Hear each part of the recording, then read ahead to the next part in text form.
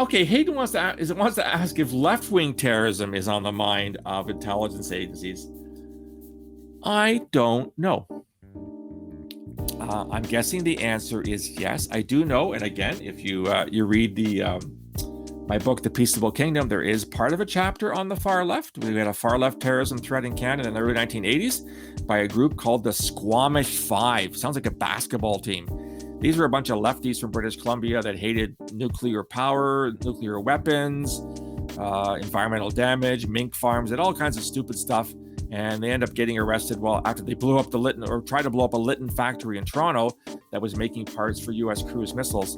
And so there was a fairly robust far left investigation in the early 80s in Canada. I don't recall any effort being given to the far left.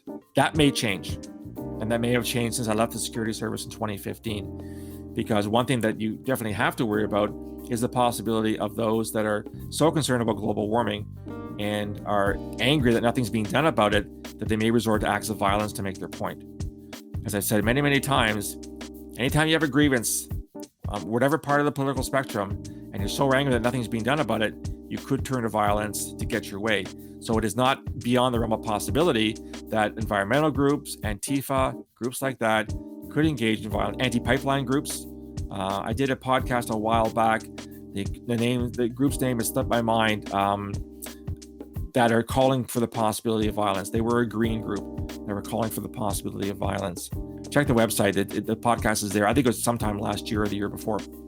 So yeah, I don't know the answer, Hayden, but I sincerely hope that someone's looking at them if in fact the reality of violence is there. So sorry, the question was from Griffey. It wasn't from Hayden. Thanks, Hayden, for admitting that I just screwed up. I think the protest riots of 2020 are a really interesting question. I think that they certainly should be on the radar. I've always argued that if you're security intelligence or law enforcement looking at violent extremism, you don't care where it's coming from. So again, going back to the Peaceable Kingdom, the first chapter is on ethno-nationalist terrorism in Canada. We went through FLQ terrorism, French nationalist terrorism in Quebec in the 60s, culminating in the October crisis.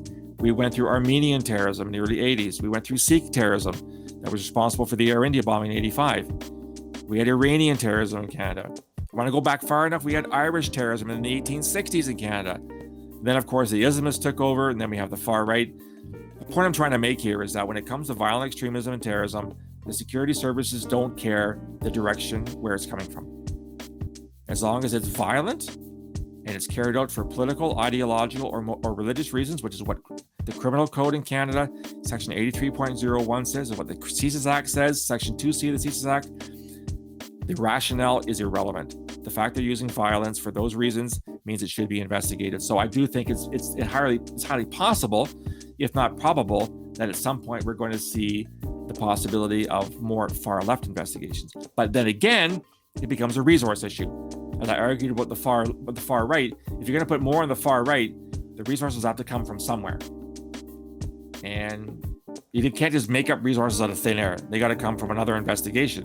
What do you take it off of? Take it off Islamist extremist investigations? Do you take it off counter-espionage investigations? Or counter foreign interference investigations? You got to rob Peter to pay Paul. And if you shift resources from A to B and A blows up, people start asking some pretty awkward questions as to why you did that. But the bottom line is that all forms of extremism should equally be investigated. Absolutely.